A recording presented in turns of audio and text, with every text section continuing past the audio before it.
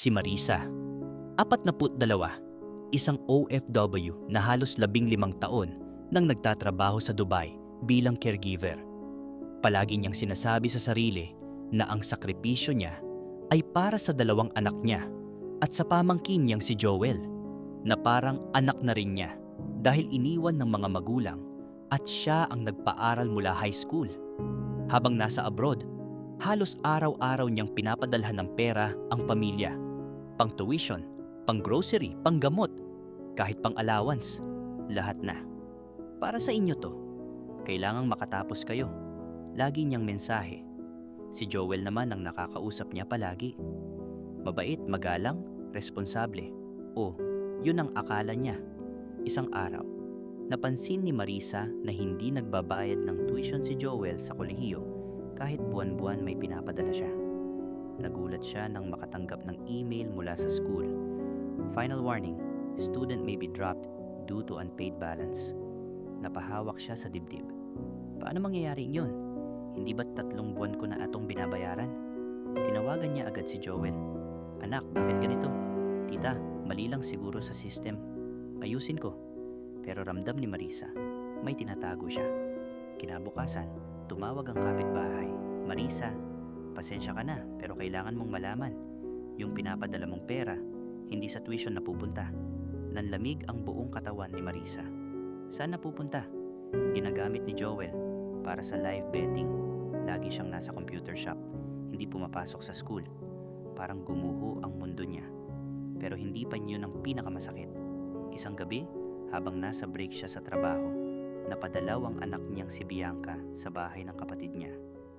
Doon niya nahuli si Joel na may ka-video call na babae at ang ginamit na pang-send ng pera, Spotify account ni Marisa kung saan nakasave ang email at PayPal niya.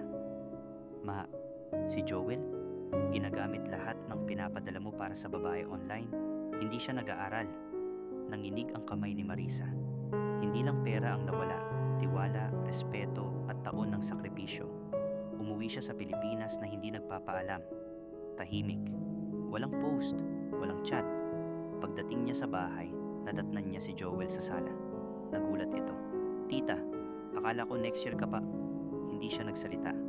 Inilabas niya ang mga resibo, screenshots at unpaid tuition notice. Joel, ilang taon kitang tinulungan. Ilang taon kong pinili kang unahin kaysa sarili ko. Ito ba ang isusukli mo sa akin? Napaiyak si Joel. Tita, sorry, hindi ko napigil. Akala ko kaya kong ayusin. Hindi pera ang pinakasakit dito, sabi niya habang tumutulo ang luha. Ang sakit, kasi pinili mong pagsinungalingan ako sa kabila ng lahat. Tumalikod siya. Hindi na siya sumigaw. Hindi na siya nagalit. Doon mas lalong natakot si Joel sa katahimikan ng taong sugatan. Hindi niya kinuha ang kahit anong gamit. Naglakad siya palabas at pumunta sa terminal. Kinausap niya ang sarili. Hindi ako babalik sa abroad para tustusan ng mali. Ngayon, gagamitin ko ang pagod ko para sa sarili ko naman. Nag-apply siya bilang caregiver sa Canada at natanggap. Mas mataas ang sahod, mas maganda ang benefits. Paglipas ng 1 taon, si Joel ay nag-drop out sa school. Sinubukan niyang humingi ng tawad pero si Marisa sagot lang, hindi kita kinamumuhian, Joel. Pero kailangan mong matutunang itayo ang buhay mo nang hindi sinasakripisyo ang ibang tao.